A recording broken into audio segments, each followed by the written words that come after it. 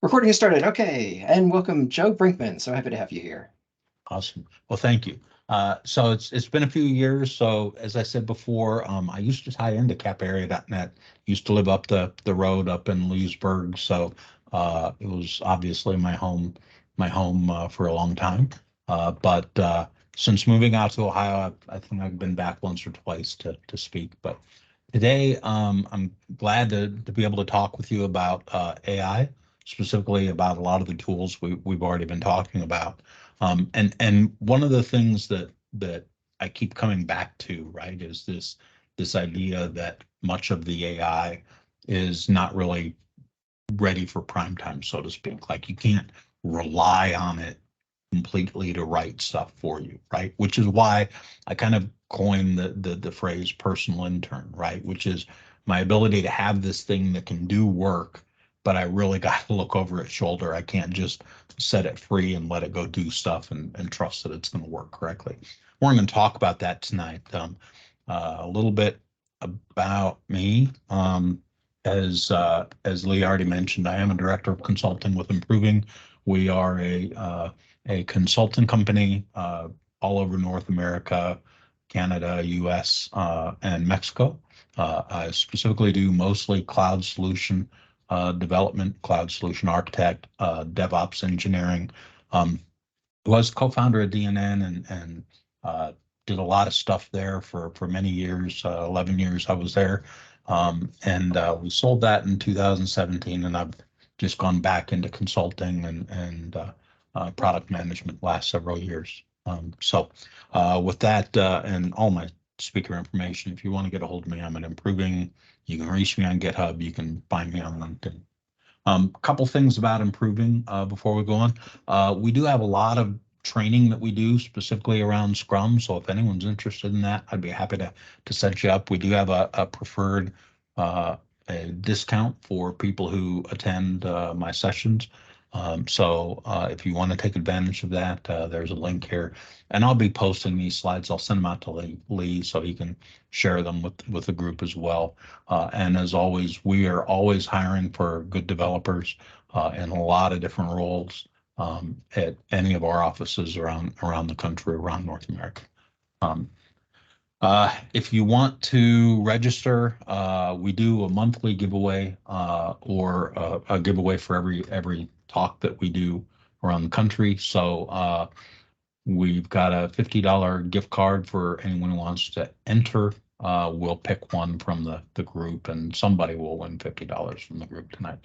So, and I'll put this back up at the very end for anyone who wants to take advantage of it.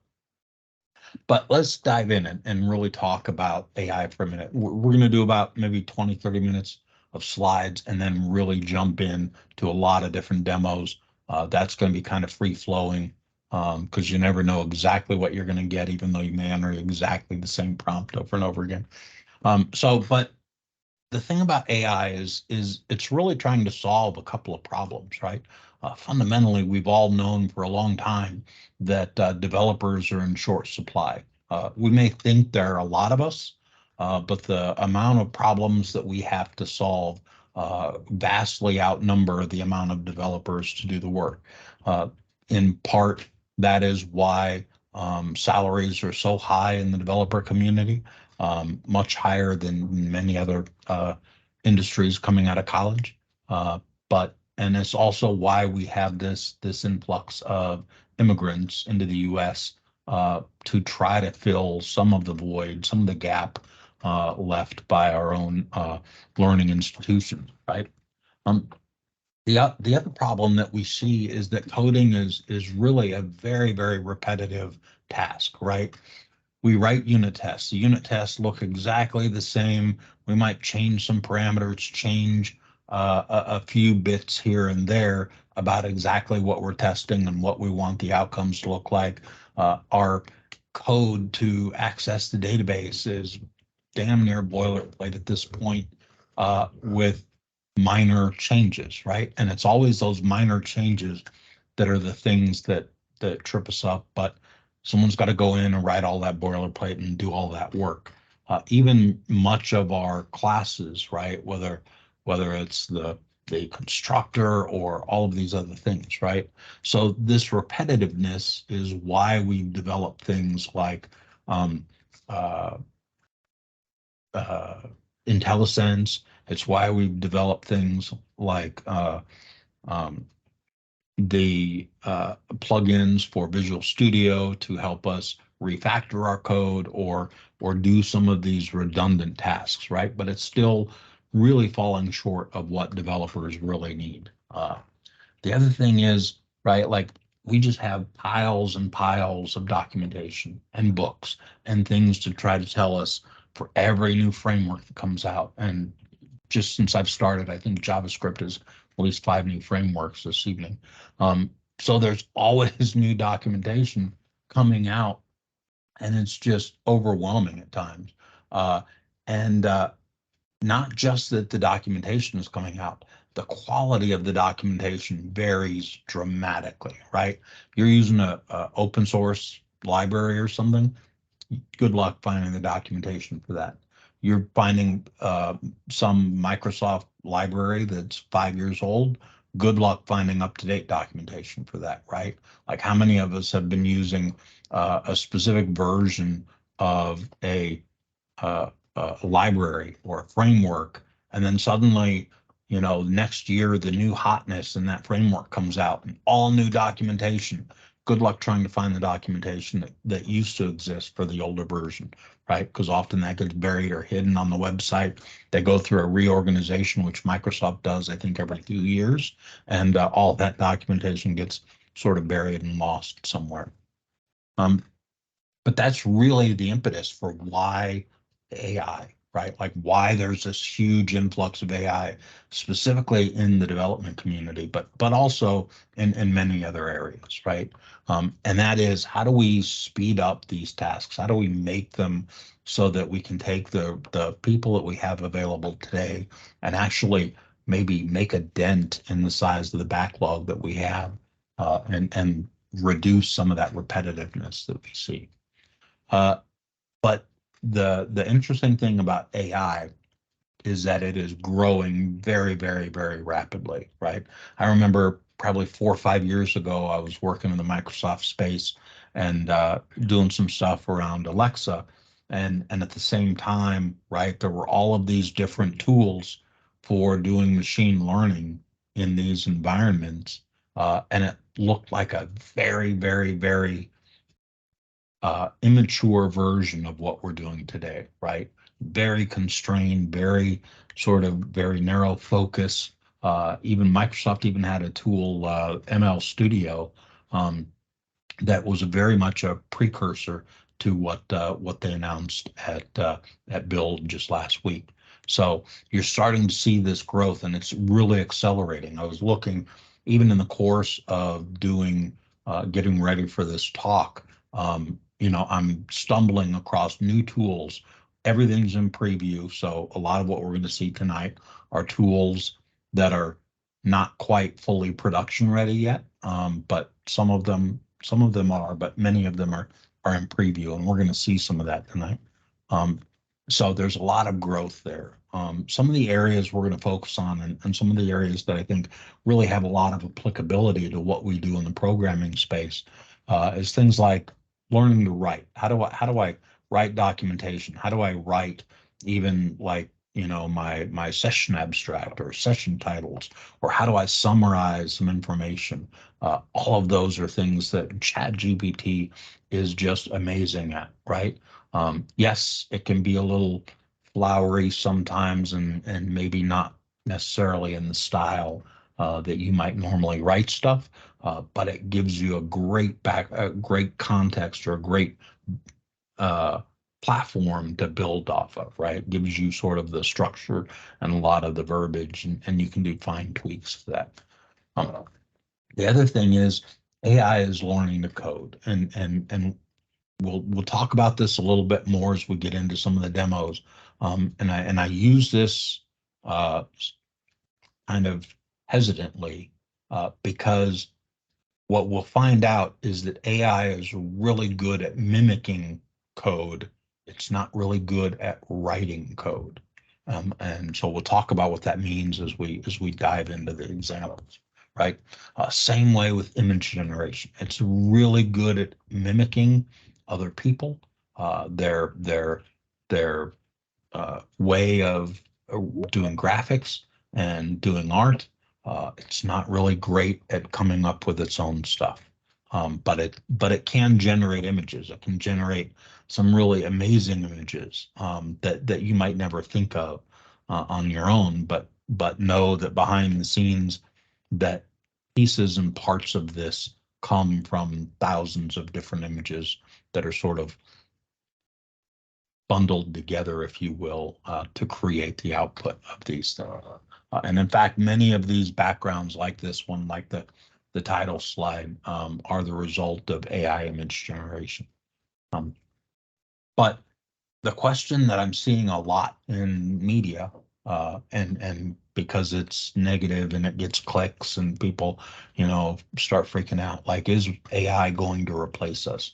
Is this going to be something that takes away our jobs? And for some industries, it actually might, or it might change the nature of the job that's done. I think for uh, industries like programming that while many people think of it as a science, the reality is that much of programming is an art and is a very creative process. It is not so easily mimicked by something like a large language model. And when you break down what large language models do, they are, and what machine learning in general does, and what AI in general does in its current state, is really their predictive engines. They're given these 5 words. What do we predict is going to be the next word in the sentence? What do we predict is going to be the next 5 lines of code that complete this thought or this idea of what is trying to be accomplished in code? And so that predictive stuff kind of takes out some of the art, takes out some of the creative aspects, right? That's the part that it can't really get to yet. So the question is not, will it replace you? The question is, are you going to learn AI so that you're not replaced by another programmer who's learned how to use the tool and accelerate their own development skills far above what you're doing today? Um, and so, uh, where I want to go with that in terms of this talk is really, you have to think of AI as, this is a tool that can help me accelerate how quickly I can code, how consistently I can code, and let me focus on the things that really matter. Let me focus on the artistic side. Let me focus on the creativity and the solution solving side of our profession, and not so much on the drudgery, not so much on that sort of cookie cutter, templatable aspects of what it is we do, right? We should never forget that AI, certainly AI as it exists today, but for the foreseeable future, near future, I don't know what 5, 10 years it might look like, but AI has a lot of issues, right? It's not perfect. We've talked about some of those already tonight as we were talking about stuff coming out of build, and people have used Copilot already. Um, One of the reasons for this is that AI has traditionally had a limited knowledge base to work from, right? If you think about what ChatGPT, and I'm going to use this example specifically. ChatGPT, if you read the literature on ChatGPT and go even look at their website, you'll find that ChatGPT is trained on a dictionary of data from 19 or 2021 and back, right? So anything that's come out in the last 2 years would not be inside that learning model that ChatGPT has, right? This is one of the areas that Microsoft is actually pushing the boundaries on. We'll see some examples of that, of what they're doing with Bing and their partnership with OpenAI around ChatGPT. But really, this has been a hindrance for ChatGPT because there, as we all know, our industry is not standing still, right? There's a new JavaScript framework every month. There's new things that are happening in the OS space. There's new things happening in the rest of the developer space, right? And having a model that's trained on 2-year-old data just doesn't cut it, right? So that limited knowledge can hold it back. And the same is true even in the art space, right? Most of those language models in the art side of the world or in the image generation side are trained on data from a couple of years ago. Now, there's some unique things they're doing there. If we have time, we may get to see an example of that, where you can start training it on some of your own data, so it's a little more current in terms of what you're looking for. But that knowledge limitation sort of holds it back. I've touched on this briefly, but these large language models do have limitations in how creative they can be. Now, there are some things that scientists and those who are building out these large models have been surprised by the amount of creativity that these language models use.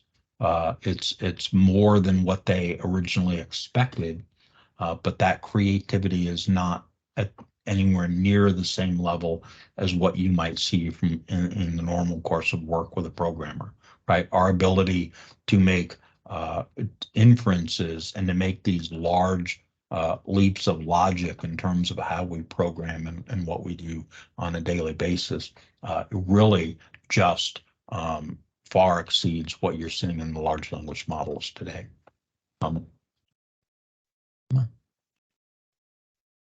And this gets us to the second point, and this was alluded to earlier, that a lot of times you will get these language models that just flat out lie. They're and in the space they call them hallucinations, right? I've seen it multiple times where I will type in a prompt and get some data back, and it might give me a link to something, a link to an article or a link to some information. And you follow that link and you find out that that link is completely made up. The link doesn't mean anything. And I've seen that in over and over and over again. That's just one example. You see it a tremendous amount in the image generation area, where it's much easier to tell, hey, this is not true. This is fake. I saw it just as I was putting together some demos for this. Something come out. I was working on something, and Git told me that something was checked in 104 days ago, and I'm like, well, what's 104 days ago on the calendar, right? So I quickly typed into Copilot and asked it to, what was the date 104 days ago, and I got something like February 1st. And then I went over to Bing Chat and I asked it what was 104 days ago. And it gave me like February 20 something. But Bing Chat was really nice. It gave me 3 or 4 links to places where I could go look this up. And I went into all of those places and it came back and said, no, the date is February 13th, right? So it's like all of these different AI came back and confidently said, this is February 1st. No, it was wrong. Another one says, oh, it's February 20th. No, that's wrong, right? Luckily, I had some links and I could figure it out for myself what the real date was. So these are examples of where AI is just giving you wrong information. And it's our job to look over that information and say, hey, this is real, or no, this is a hallucination. I don't know what it was thinking here, right? And for us as senior developers to be able to go in and kind of guide this, just as we would an intern, right? Like interns make mistakes, and that's kind of where I think AI is at this point. It makes a lot of mistakes, and it's our job to kind of corral that and guide that into the way we want it, right? The other area where we have a significant problem today in AI is one in the legal realm, and that's around IP ownership. And this is just one of many legal problems. I'll talk about a couple more, but know that this is probably a big area, well beyond what I'm going to be able to talk about tonight. And what I mean by IP ownership is you really have to look at when I generate code out of Copilot, or I generate an image out of one of these image generation programs, or I write some text and generate some text out of these things. Do I own that? Do I have the right to copyright that? Do I have the right to apply for a patent from this if it's some unique code or some interesting solution for something, right? Who owns that intellectual property?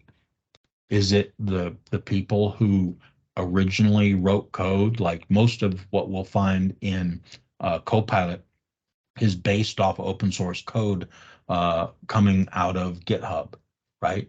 And this is all code freely available. Most people are, you can download it and use it.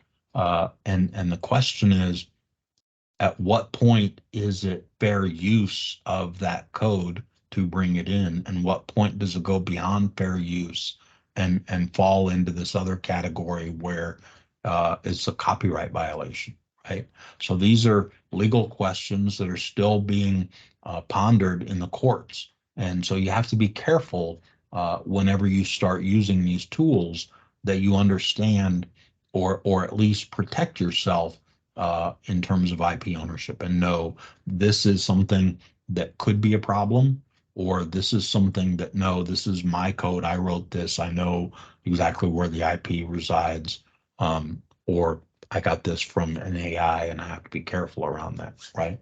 Um, the other area is around what the end user license agreement and the liability is. And I'm specifically going to reference ChatGPT here, but this applies to all of the AIs that are out there. And you have to, this is not one of those cases where we can just click through on the license agreement and say, oh, it's all good. I try, Microsoft's never going to screw me over on this. I'm good. I can just accept that. Oh, Adobe, sure, fine, click through, right? If you go through and read the license agreement, and I saw a good discussion of this online not too long ago, and look at the ChatGPT license specifically, they have a liability section in there. And part of that liability section in or clause in their language says that you as the user have to indemnify them against all claims. And what that comes down to and what that means is that if someone were to sue you over code that you generated and put out there, right? And they said, hey, your code that you generated is a copyright violation, and I'm going to sue you, and I'm going to sue ChatGPT, which gave you that code, right? You are now on the hook not only for defending yourself in that lawsuit, but under the terms of that license agreement, you're on the hook uh, for defending uh, uh, OpenAI as well, right? So you're going to bear all of their legal costs plus all of your legal costs, as stated under the license agreement. Now you could probably fight that, but that's an open area, right? Like, is that where you really want to spend your time and investment, is fighting that? So and then the other part of that plays into this is there is a different license for using their free and freely available tools versus the license you get if you're paying for the tool, right? So you can't just look and say, oh, this one license, has this language in it, I'm okay, right? That may be that you need to make sure that that license is what for the version you're actually using, right? So no matter what the AI tool is, this is an area, because the law around this has not been litigated. It's not been ironed out in courts. Uh, Legislatures haven't really weighed in on this yet and how this impacts copyright and all these other areas of law. This is an area where you really have to read the fine print and understand the agreement you're getting into. And then finally, data privacy.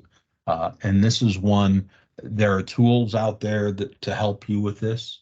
And Microsoft has tools, Copilot and GitHub have tools around this. And that is, how do I know if I give it my code and say, hey, I want you to scan this code, write some unit tests on this, write some documentation on this.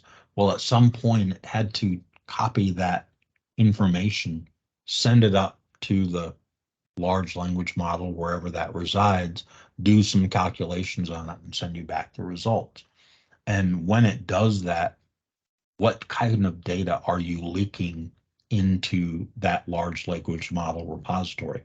Now, in the case of ChatGPT, if you're using their free tools, they say anything that any data, any information that is used for generating prompts or generating results, they're free to model and incorporate that into their large language model. If you're on the paid side, then you can request, and you have to specifically request that your data not be included in that large language model, right? So again, you really have to dig in to understand, how do I keep my data private or not incorporate that into those large language models? If I have intellectual property that I'm trying to protect, I have to be very careful about how I use these tools so that I don't inadvertently get data leakage or IP leakage, whatever the case is, right? And there are tools that that are available for these various tools. They offer different tools or agreements or different ways for you to sort of opt out of including your stuff in these models. So you just have to do some research around those. Okay. So now with that, let's go ahead and dive into a bunch of demos, and we'll take a look at some of these. So I've got, so we're going to look at specifically, we're going to start with some ChatGPT, since this is the one that everyone knows about, or most people know about at this point. And there, when you go into ChatGPT, if you go into the free model, you really won't have this selection up here. You're just going to get the GPT 3.5. GPT-4 is relatively new. It was announced this spring, I think in March timeframe, maybe February. And that model is the newest model, although recently they've announced that they're working on and going to be coming out with GPT-5 fairly soon. So even GPT-4 is getting a little stale at this point.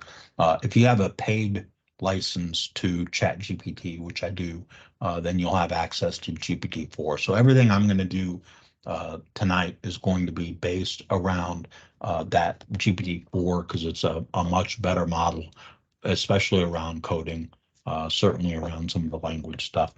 It's a slower model than the GPT 3.5, but in part it's because it's a much more complex model and a much larger domain of what it can actually handle.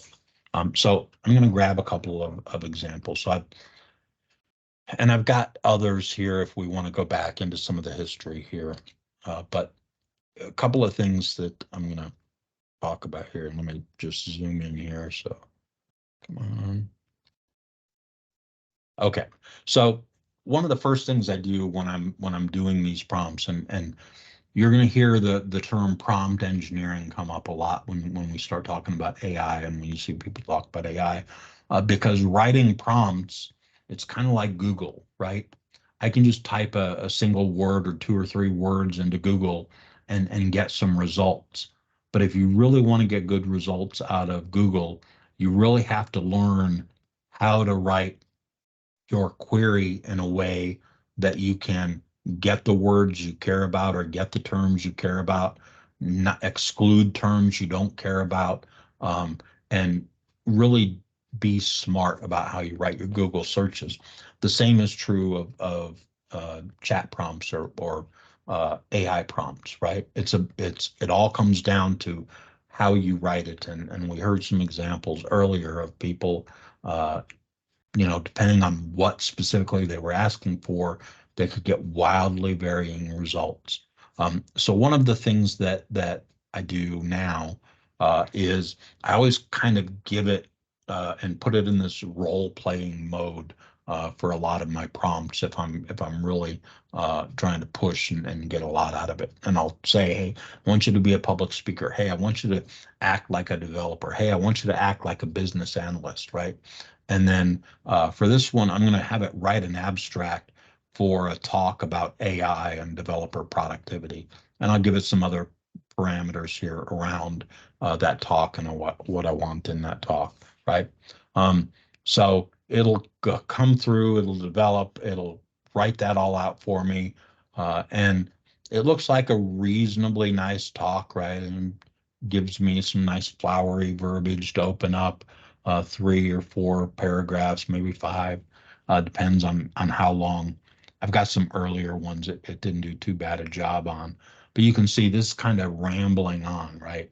Which it's like, I there's no place that's going to let me submit a talk with this as the write up, right? So maybe one of the nice things with these AIs is you have to think of them as conversations, not as a single question like you would with Google. And that's one of the areas where you'll get into trouble with AI, with many of these AI tools, is if you think of it as a one and done prompt, right? It really is, okay, this looks fine. I'm not going to bother reading the whole thing. But what I need you to shorten this, keep it down to 4 paragraphs, maybe 250 words, and target this at a 10th grade reading level, right? Like I don't want to confuse people who are trying to understand what this thing is telling me. So it'll go through. Notice it changed the title of the talk, and now it's going to come through, give me a nice succinct little write up, and this might be a little closer to what I would submit. And I might go through 3 or 4 iterations of this before I have something close to what I like. And then I would go through and do some hand tweaking of this just to get the text out that I want. And that's nice, right? Like there are a lot of things where I just need some text. Maybe it's documentation. Maybe it's something like a session abstract. Maybe I need to write an email and I don't want to bother. And we'll see later, how some of these things are being incorporated into their applications. So that's nice. But what if I want something like, hey, I want to, let me just start a new prompt here. And now we'll come over here. So one thing, I'm not going to enable any plugins for now. So we'll just leave it with plugins turned off. So plugins is something new that ChatGPT has. You do have to be a paid subscriber to get to plugins. We'll look at a little later at what some of those can do. And I'm going to say, I'm going to be a technical researcher now. I'm trying to look up some information about AI, and I want you to give me 5 articles in the past 6 months on how I might leverage AI as a programmer, and I want you to give me a summary of each article, right? And if I do that, right, it's going to tell me, hey, I haven't been updated in a couple of years. I'm going to try to give you something, but it's not going to be current, right? And so it gives me these things. They look okay. It's like, okay, I've got maybe some information here. Maybe I could go look up. Unfortunately, it doesn't tell me where this article's at or how to get to any of these articles. So I've got 5 articles which don't really tell me a lot. Um, and this is where some of the other tools around the chat portion of and the generalized tools in AI work much better. And specifically Bing is one of those, right? So Microsoft spent a lot of effort to take the ChatGPT engine, that GPT-4 model, and incorporate it along with their search. And where this really shines is the fact that this is able to marry that search engine with that large language model. So it has a better understanding of what you're trying to get at. And then it has a much more current model of data that it can use. So I'm going to ask that same question of Bing here. And now this is just a sidebar. I could go to bing.com and get this same chat. So we'll let this spin up here for a second. And what I'm going to get back is something a lot better, right? It's going to give me not just the article. Notice it gives me a link to that. So it's going to actually, if I want to click on these, I would actually be able to go directly to that article. And again, so now I'm getting stuff that is more current. So let's open one of these if I can. Oh, come on.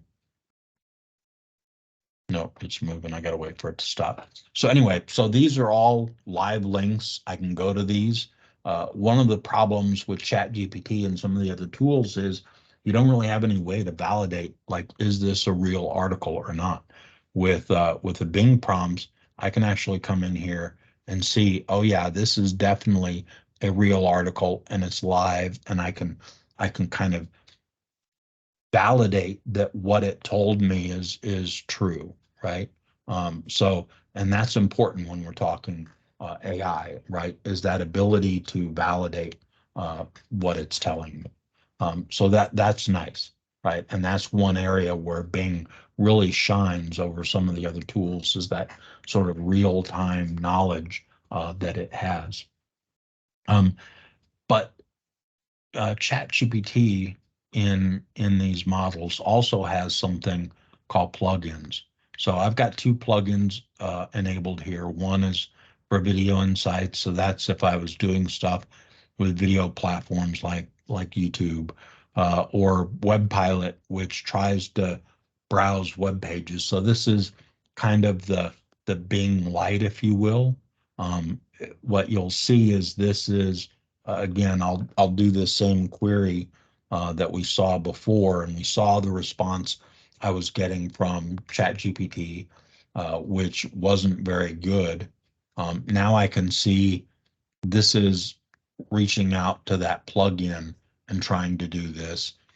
I will get something closer to Bing, but it won't be exactly Bing. It won't be nearly as good as Bing.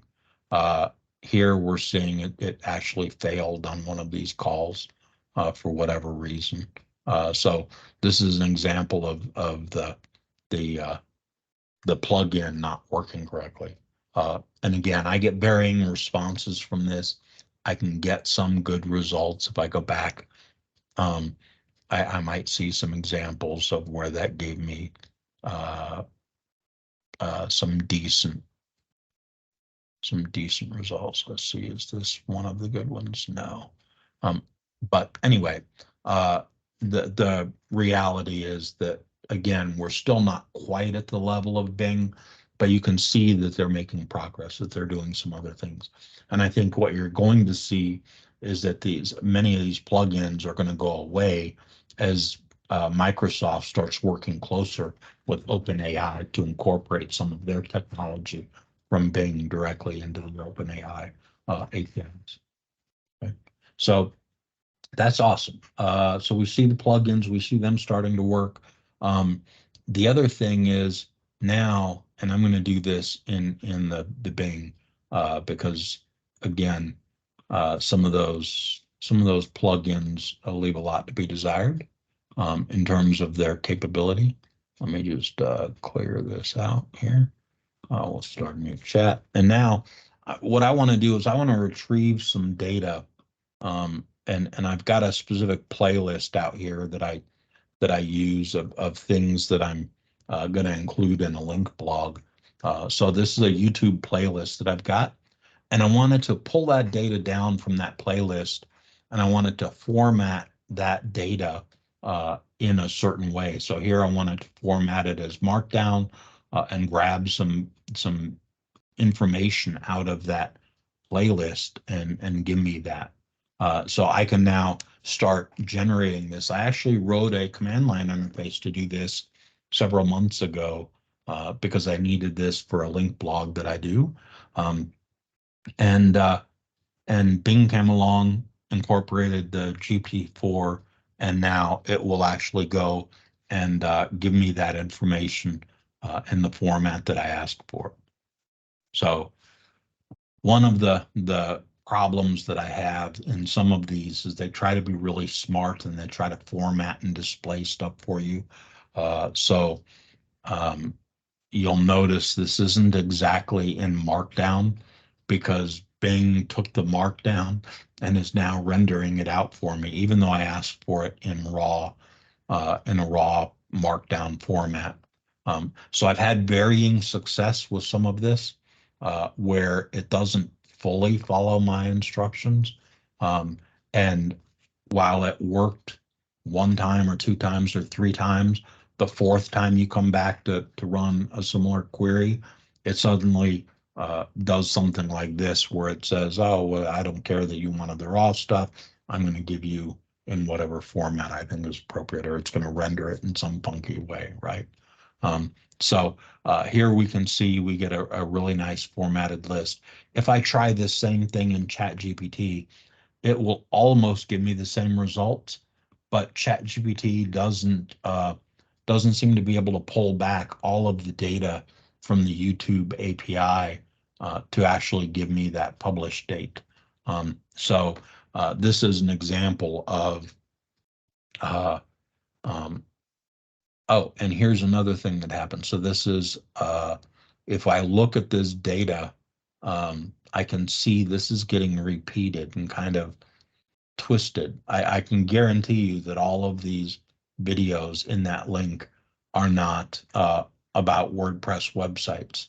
Having spent 15 years, 20 years working with DNN, WordPress is probably the last thing that I'm saving videos about. But so anyway, so this is an example of where it looks like it's pulling back the data, and then on closer inspection, it's failing, right? So I did this query yesterday, pull back all of the links, all of the data, everything looked fine. So again, this is where you constantly have to look over its shoulder and say, no, that's not, uh, those aren't the right links. Um, uh, it might work better as JSON. We could try that. We could ask it that and say, hey, give me the raw.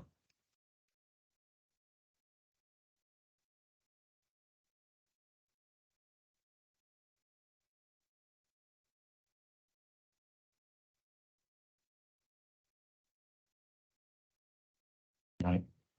And here it might actually give me the correct data. I'm not quite sure, but we'll give it a try.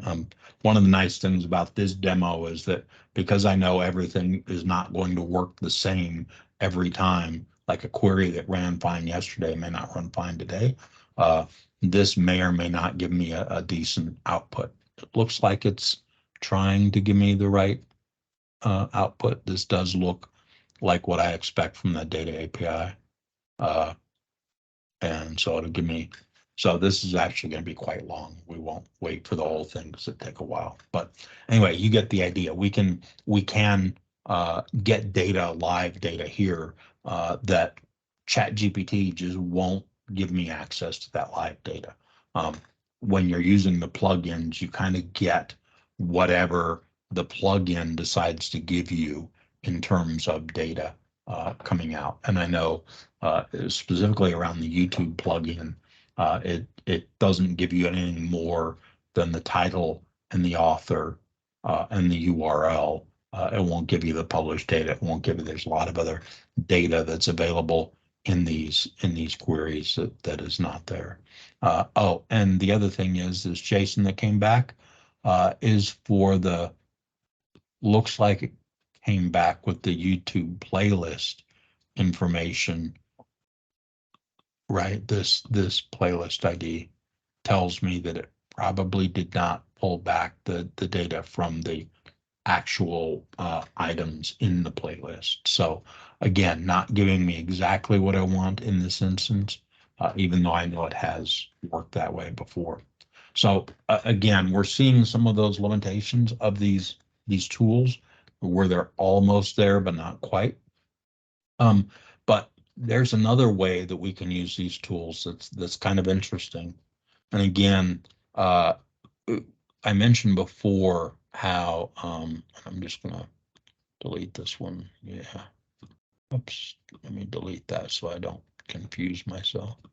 Uh, and one of the things that you can do is tell ChatGPT, hey, I want you to be a prompt engineer for me, right? So now I'm going to tell ChatGPT, I want you to write the prompt. I want you to create the best prompt you can that you're going to understand. And I want you to ask me some questions and I'm going to give you some feedback on that.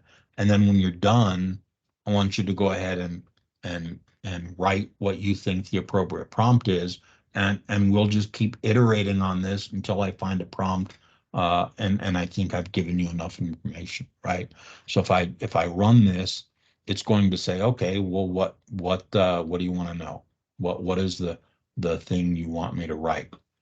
So let me pull. Uh, so I want we're going to write a YAML. Uh, so what should the prompt be about? Write a YAML file for Azure DevOps pipelines, right? That's what it's going to be about. And then it's going to come back and it's going to ask me some more information and keep prompting me.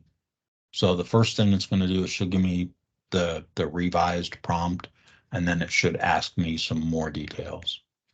And of course, tonight the demo gods are not in our favor, and it looks like it's going to take a few minutes for it to figure out what it's going to ask. Um, of course, let's see if we can regenerate. Ah, there we go. Okay. So it gives me a revised prompt, starts asking me some details around it. And I'm just going to say, hey, one is .NET Core. So it'll know, what it's got to, and I want to know tests.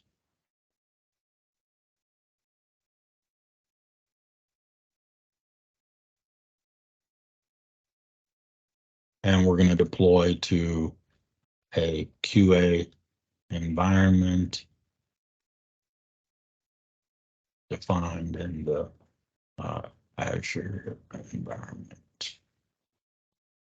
And we'll just leave it at that. We don't need to go into all the detail. But eventually what you do is you go back and forth with this thing and it keeps asking me questions, revising that prompt, right? And eventually you get a prompt that is sufficient for what you want. And now I can take this, and this is actually the thing where I'm going to run this prompt. And now it's going to give me a YAML for what that looks like, right? So this is an example. It's triggering off of main, which is good. We're going through, we're doing a build. It knows that it's going to use .NET. Unfortunately, it picked 3.1. It didn't actually do well. It did okay. It did a .NET build, which fine, and a .NET restore didn't need to do that. And then it knows that it's going to deploy specifically to a QA environment. And if you've ever written Azure pipelines, this looks very similar to what I would write if I were writing a pipeline, a very basic pipeline, right? Also gives me some other information about this, uh, and all of that looks really fine, right? And I might say, like, I could come back here and say, oh, you know what, in our build step, do I really need to do a restore and a build, or can I combine those?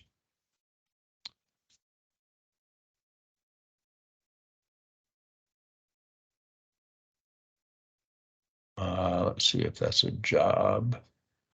That's actually a stage. In the build stage, do I need a separate restore and build? And let's see what that gives us. Right? So it knows, hey, I could actually kind of combine those, right? So this is an example of, again, that discussion or that going back and forth and holding a conversation, and it's saying, hey, just do a .NET build because that's going to automatically do a restore. And then it gives you some more context and says, but you might want to do the restore anyway, because it breaks it up, gives you more control over the process, whatever, right? So again, it's an example of how you can keep going and tell it what you like or what you prefer, and sort of kind of guide it into the direction you want to do. Same thing I would do if I were doing a code review with a junior developer, right? I would go in, I would ask questions. I would say, hey, could I combine these here, or have you thought of this? This doesn't look exactly right. Go back and look at it, see if you can see anything wrong with this, right? You can do all of those same sorts of things with ChatGPT, and it's happy to go back and sort of look at those things and figure out this worked well or this didn't work well. So let's shift over to Copilot and look at Visual Studio Code. So I have a project that I previously generated. So this entire project was generated with ChatGPT. So I went in ChatGPT, said, hey, generate this program for me. And this is a basic web API on top of a simple Cosmos API that's just web resources, right? So it's got a URL, a title, category, author, and a publish date. So any page or site that I come across and I want to capture that URL and capture some information about the page, this API should be able to handle that for me. So everything you see here is exactly what that was spit out of ChatGPT.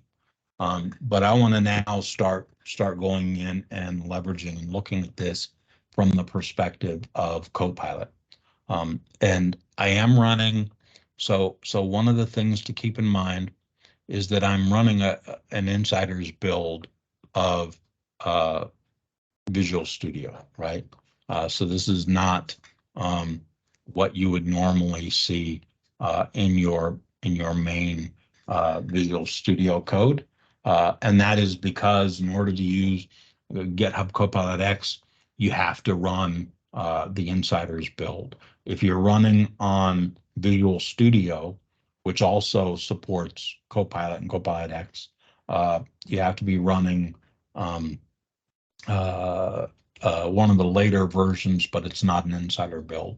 It's like 22.15.1, I think, or 23.15.1, whatever I know the .15.1 is the last part of that version number. So anyway, so you can, if you've just got a current version of Visual Studio, then you're fine, and you'll be able to run all of this in Visual Studio. So a couple of things with Copilot. So for those who've used Copilot, one of the things that's interesting about Copilot is that, and I'm going to try to go here somewhere where I've got some other code. So I might come in, I want to go into my controller, right? I might come in here and say, hey, I'm in my controller.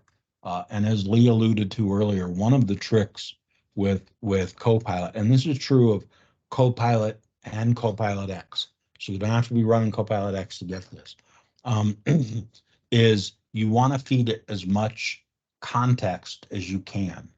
And that context comes from code that you've got open in your tabs up here. That context comes from comments you might have in the code, So if I were to say create a method to get web resources by category, um, and then it's going to give me an example, right? And now it's going to start, and this is what most people have seen, right? Uh, is this kind of thing. This is what Copilot's been doing for the past year, and it's nice.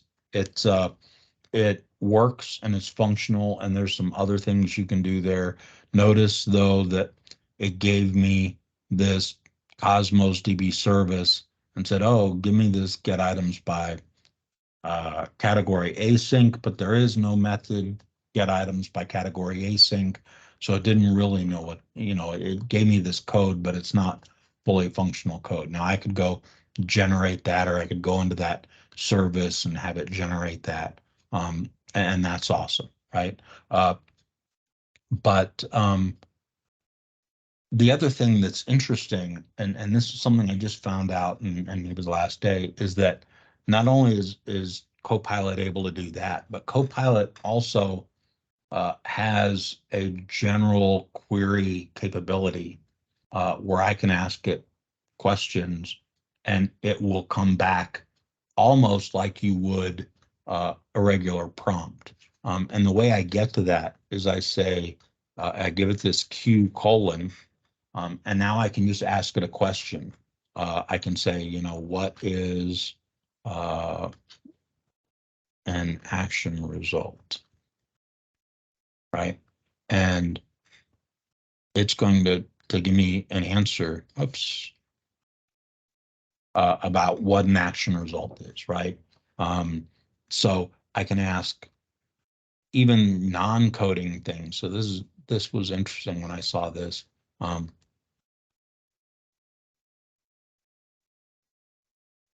Right. So it's got more information. Oh, no, come on. Right. So it's got more information than just programming in this language model. Even though this uses, so ChatGPT has a language model, GPT-4, GPT 3.5. There was another model that sort of splits off of this, or back to what Lee or Kip were describing. I forget who exactly earlier, but it's this idea of you have this general purpose knowledge, or this general purpose model, which is what GPT-4, GPT-3 is, and then you can get these more specialized models with specialized data sets, and typically most of the models that you see in coding side come off of something called Codex AI, which is a specialized version with a data set that's been trained specifically on code for a wide variety of languages. So it's interesting to see general purpose knowledge, like the capital of France being Paris, being present in that model. So that's something that was a little interesting. But again, you can do this today with Copilot, and you don't have to have the new version. One thing to note about Copilot, it does require it does require a subscription for Copilot. I think it's $20 a month for Copilot. Once you start using it, um, quite honestly, it doesn't matter whether my company to uh, wants to give me a license or not. I think it's valuable enough that I buy it on my own. I pay for it on my own because I think the improved productivity um, is is important for me. Alexa, turn on Joe's office lights. Joe's office doesn't support that. Shut up. Alexa, turn on Joe office lights. Sorry. So anyway, so this is an example of sort of what you get from Copilot. And there's a lot more that it can do, but generally it's going to try to look at the code you've got and try to figure out from there how it can generate stuff. But you don't really have a lot of interactivity with Copilot. And that's where Copilot X comes in, or GitHub chat. So if I look up here, we want Copilot. And there's really a couple of these that you'll see here. Copilot is the one that you would normally have. So that's the one that's available now. Copilot Labs is the one where I told you that gives you like the brushes and some of the others. This Copilot Nightly. So this is required by the Copilot chat. And so when you run in this insiders build, you'll install this Copilot Nightly, and you'll install this Copilot Chat, and those are those two will give you the pieces that you need for the chat interface. Okay, so what is Copilot X? What is this Copilot Chat that I keep talking about? So Copilot Chat is literally just this chat window that you can get over to the side here. So it gives me a new icon here on my sidebar, and it gives me that same chat sort of experience. So we're going to come in here. We're going to come into program. So this was the code that I had ChatGPT generate for me earlier. And when it generated it, again, ChatGPT being ChatGPT, it's not perfect. I have some problems in my code, and I can come here and I can highlight these. So I've got these little squigglies, and this error is because that get section is a nullable type, right? And I'm trying to assign it to a string, which is non-nullable type. So Visual Studio is complaining about that, saying I can't assign a nullable to a non-nullable. So I can come in here and I can say explain, and I can have this go look at what's selected. And I can say go looks like it is assigning a nullable type to a non-nullable type. Can you fix this?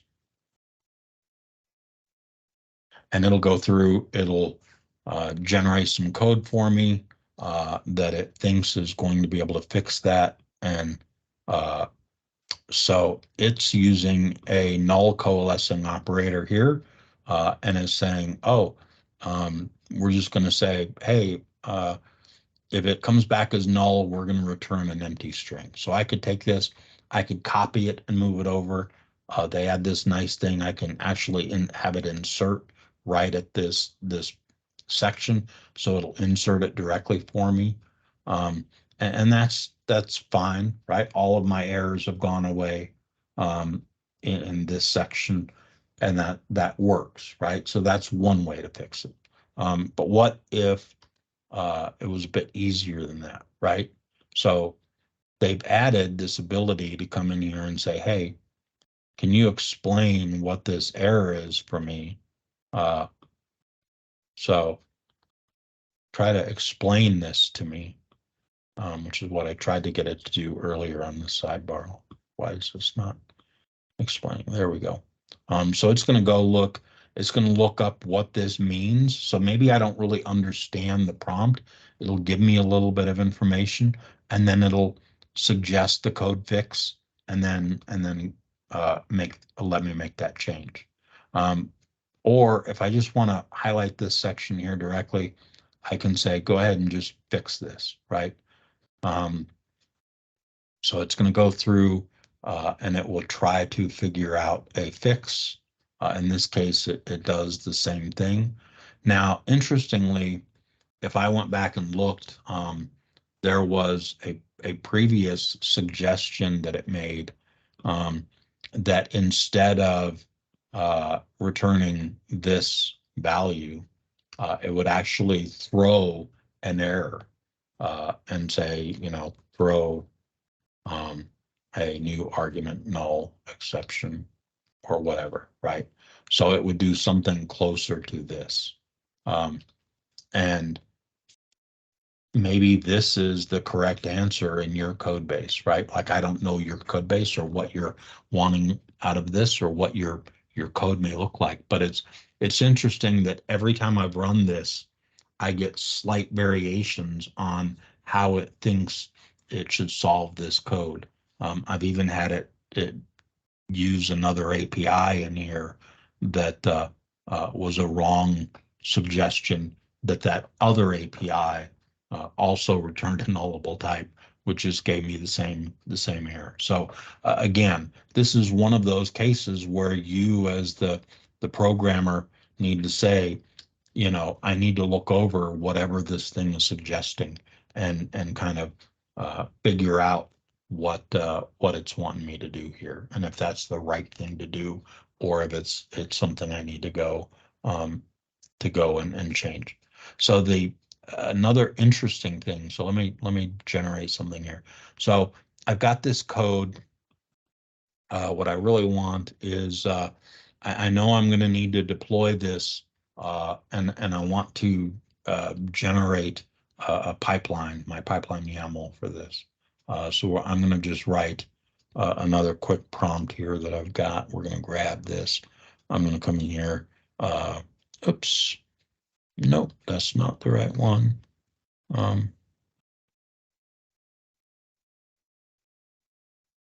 keep going back and forth between Windows and Mac all day long, so I trying to get my brain to remember what keystrokes or what the keyboard shortcuts are in my current operating system is a bit of a challenge here. So here we go. So I'm going to ask it to build out a multi-stage pipeline, and I want to deploy to QA and dev environment, and it's going to go ahead and build that out for me. Again, it's going to try to get close to what I want. This actually looks somewhat reasonable. Again, it's got a publish step and a publish artifact, which is fine. So when I originally generated this earlier today, it came back with a build step and then a publish step and then and no artifacts, right? So I had to go through and iterate on this multiple times to actually get this prompt to be able to only do this publish step, right? Like the publish step inherently has build as part of this step. So again, this was one where I iterated on this prompt multiple times to be able to get to this output. And again, this this is downloading this artifact. And in fact, I don't actually have to do this in Azure DevOps. It will automatically download this as part of that stage. So I don't have to be explicit about this. And then it knows, hey, go ahead and deploy this. And so it made up some name here, right? And this is one of the things that I don't like about some of what this tool does or some of these other tools. Like there's nothing in here to tell me, hey, this is just a made up string and you need to put in the string that's appropriate for you. And same with like, what VM image am I going to build on? Well, maybe it matters. Maybe my VM is a Windows VM and I need to build targeting Windows, right? So this is one where you might play around with this prompt and ask it to query you for certain information that it doesn't have.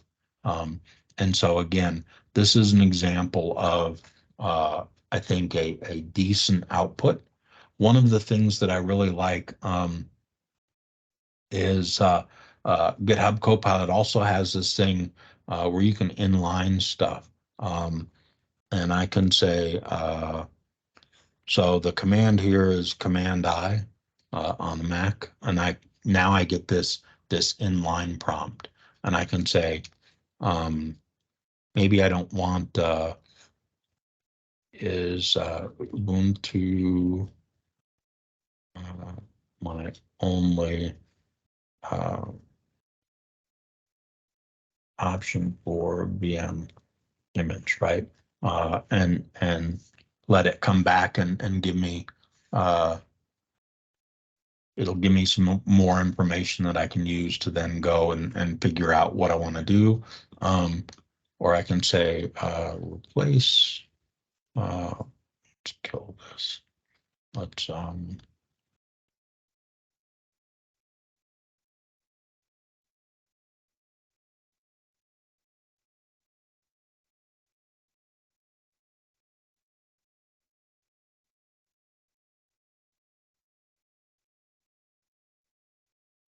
and then it'll come back and give me the information that I want.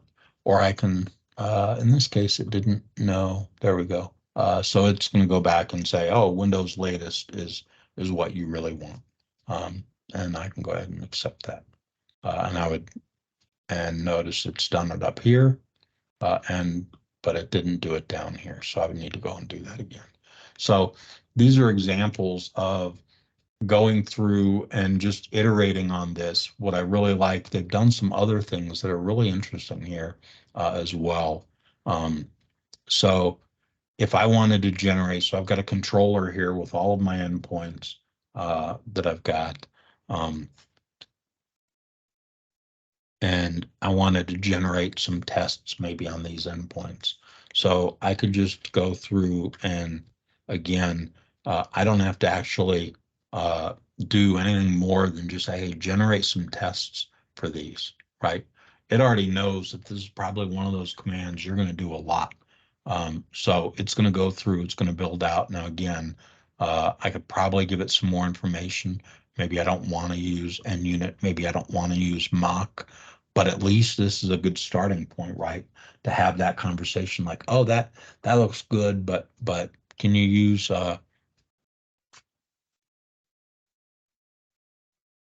use X unit instead of NUnit?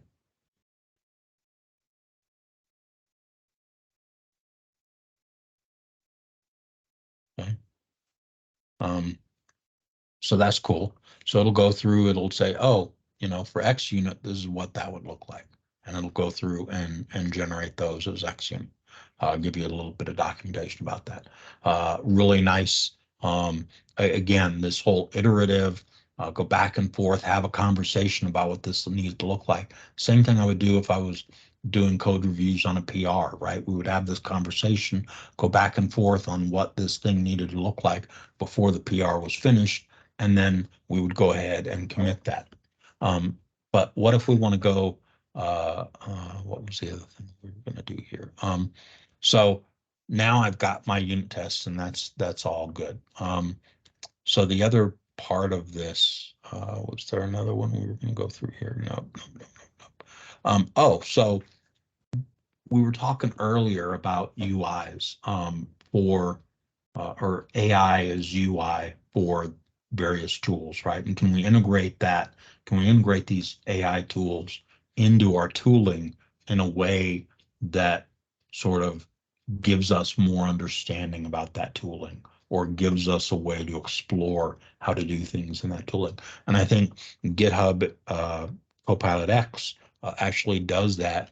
I can say VS Code and say, what are my Copilot settings, right?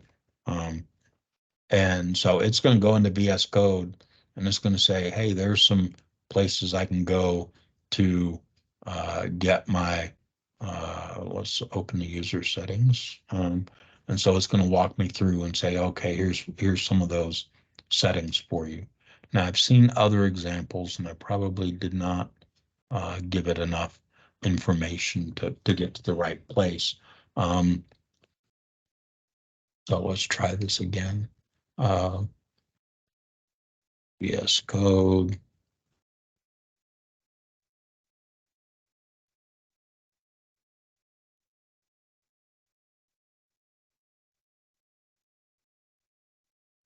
And I can ask it, hey, how do I change the font or something like that, right?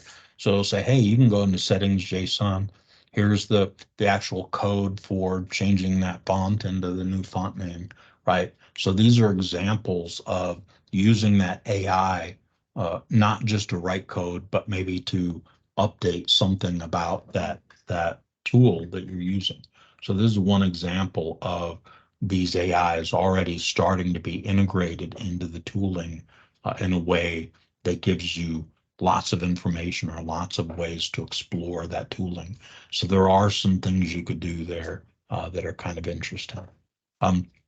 So the last area I wanted to explore, one more demo here, and then we'll move on to one other type of AI. Let's see here. So I've got my resource controller here. Why is this not clearing? There we go. And so now I want to generate, maybe I don't want to generate tests. Maybe I want to generate, so there's this new capability that is coming to Visual Studio, and it's kind of based on a plugin for VS Code called REST client in VS Code. So I want to generate a .http file for this API that I've got, right? And when I generate that, what it's going to give me is a file, and I'm going to just create a new file. And you could name this anything, just give it a .http extension. That's the only thing you need to do there. And I'm going to go ahead and place this code in here. And what this does is this actually gives me a Postman-like experience where I can go hit this endpoint, right? Hit this send request, and it's going to make a get request.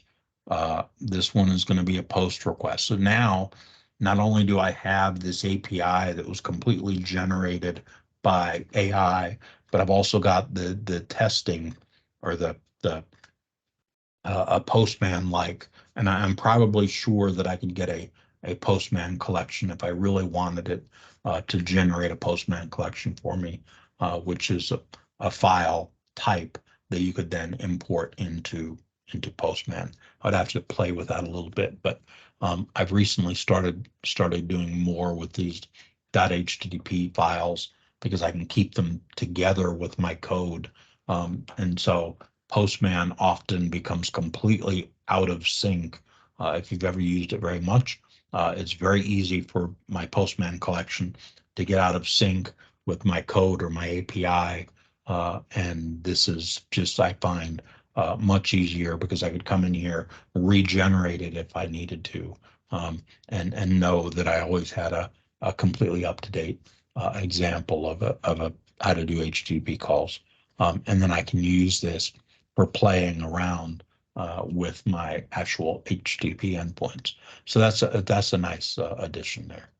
So these are all just we're barely scratching the surface of what Copilot can do, what Copilot X can do, but I think you're getting a sense of the power that's there, but also the need for oversight, the need for review of whatever's coming out of these tooling of this tooling, because it's not always correct. The last area I wanted to touch on was a little bit on the image generation side. So I've recently started using a tool called Leonardo AI. And Leonardo AI is, again, it's in preview. You have to get whitelisted and get accepted in. And it can do some really, really incredible imagery. It can also really do some really, really hideous imagery as well. So it's not all apples and sunshine, you know. So this is an example of some of the stuff that I've generated. Many of the images that are in my slide deck come from Leonardo here, and you'll probably recognize a few. There were some that didn't turn out so well. I tried to get it to generate some images of watch gears, and I don't know about you, but that doesn't quite do it for me in terms of looking like watch gears. So this is one of those hallucinations I was talking about. Um, and this is a tool again where you can get really awesome imagery that comes out of it and really bad imagery that comes out of it. And it's comes down to how much are you willing to play around with it. Now one of the things you'll notice about AI, and this may be a good example here, is if you want to see where AI really struggles in the image generation side, look at things like hands. That's like a dead giveaway almost every time. Um, Basically, and understanding how these AIs work is they don't know anything about what's in the image. What they know is they've seen thousands of images of what a hand looks like, but they see all kinds of hands. They see hands where fingers have been amputated. It sees hands where they're in different poses where not all the fingers might be visible. So it thinks, oh, two fingers on a hand is perfectly legit. Or it tries to synthesize multiple photos and ends up with hands with 10 fingers or 6 fingers. You get these really weird uh, generation around hands. I don't know why hands and not other parts of the anatomy, but that's one where it really struggles. Uh, and it's because again, it doesn't know anything about human anatomy. It knows what images look like and is trying to synthesize information. And it's the same with code, right? It does not know what correct code actually looks like. It knows what a bunch of code examples that it's been fed looks like. And this is important in one of those issues I didn't bring up earlier, and it has to do with security. Uh, you've got a lot of code examples, and if you've ever been around GitHub for very long, you know that code up on GitHub is often plagued with security vulnerabilities, right? Some of it is really, really, really good. Some of it is atrociously bad. Some of it has really good error handling. Some of it has really, really bad error handling. So you've trained this language model, large language model, on this large data set that has questionable quality in the code, right?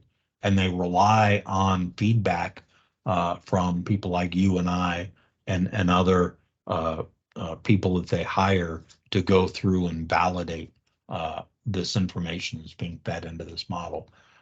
And so as a result, you don't always get the best security. You don't always get the best error handling and some of these other behaviors that you would expect.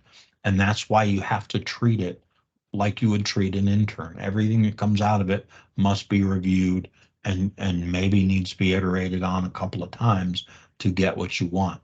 But the reality is, like on the imagery, I couldn't have generated or found the images that I used for my slides any other way than AI. I don't know of another way that would have been reasonable for me to get the images and get the images as close to what I was looking for to conceptualize the what I was looking for on individual slides. So each one of these is the result of coming in here with a prompt. Now, one of the benefits of Leonardo is that I can go to the community feed and I can look at an image and say, hey, I really like this image. What does this prompt look like? And I can copy that and use that. Leonardo also has this idea of a negative prompt, right? So think of it like when I do Google searches, uh, I can say a plus sign and some term saying this is a mandatory that this is here. I can do a minus sign and some term saying I don't want any documents that show this term, right? Well, a negative prompt is basically that same thing. Like don't generate anything with these negative prompts, right? Focus on and give more priority to what I've got in my main prompt. And so this is an example. One of the things I like about Leonardo, just as a tool in general when I'm generating, right, is I have a lot of different models that it can generate from, and I can use that. I can add my own negative prompt if I want a negative prompt. I can tell it, hey, I want NSFW. I don't want stuff that's going to get me in trouble at work, or I don't care about that. It's my, on my personal computer or whatever, right? So there are different things that I can do here that are a little harder to do on some of the other image generation tools, right? Like if you go to a Dolly, which is from OpenAI, which is probably one of the earlier ones, or you go to Stable Diffusion, or you go to Midjourney, some of those others, you might have the same amount of capability, but it's just a little bit harder to get access to. You can even come in, have it help you generate a prompt for you. So like you can start iterating even within this tool. And there's some other really, really cool capabilities here. We don't really have time to go into all of them here tonight, but I just wanted to give you a little bit of flavor of that image side. We've looked at the text side, we've looked at coding. This is kind of one of those flavors of imagery, where you're really starting to, and where this is going to be important, and you're going to start to get more involved with things like image generation. Is recently Adobe came out with Adobe Firefly, which is, again, it's a beta tool. It's now incorporated in their beta version of Photoshop. So you can actually start doing image generation directly in Photoshop. You can take a photo and say, hey, make a selection inside the photo and say, hey, right here, I want you to put a man with a bouquet of flowers in his hand, and add that to this image, and it'll generate that for you. Or you can say, hey, on this outcropping of rock, I want you to put a lighthouse, and it'll add that into the image for you. So that's coming in Photoshop. What you saw last week at Build was Microsoft just says, you know what, we're gonna do Copilot all the things, right? Like they're gonna add Copilot to Office 365. So you're gonna have Copilot in Word, you're gonna have Copilot in Excel, in Outlook, in PowerPoint, right? Like I went to Leonardo to generate my slide imagery. But once Copilot is released to the general public for Office 365, you'll be able to do that directly within your PowerPoint. If you're looking for a piece of imagery, you can just say, hey, generate this piece of imagery that looks kind of like this. So as you're building your PowerPoints out, you're going to have that, right? So lots of places where Copilot is coming, even Copilot for Windows. So when you start looking at this, you're going to see AI sprout up everywhere. It won't surprise me when Alexa starts being updated to use these large language models instead of the older machine learning model that it currently has. But that's in a nutshell kind of where things are at and where we're headed with the AI models as they are today. There's a lot to digest there. A couple of resources. I've gone over some of these: ChatGPT, Bing, Copilot Chat, which is that new Copilot X. That's in preview. All the stuff from Microsoft is all preview. There is a link here to some ChatGPT prompts. So there's a GitHub repo out there that will give you so they've just put together a bunch of, there we are. So dozens and dozens and dozens of prompts, right? And when you look at these, again, you're going to see the same pattern repeated, right? Act as something and do, right? And then create something for me, right? So whatever that thing is, whatever that role is, you want Chat GPT to do. So tons and tons of examples for you to go and pull from, and these are just the tip of the iceberg, right? But learning some of these advanced techniques are going to help you in any of the tools that you learn to use. Okay. So with that, I want to thank everyone for coming out tonight. I appreciate you listening to my talk. Any feedback you have, if you have questions, feel free. I'm available. I know we're right up against the end of the meeting here, but I'll stick around as long as people want to stick around to ask questions. If you want to enter for the drawing, please do so. I'll leave this up here. But thank you, everyone, for joining me tonight. I appreciate you listening in.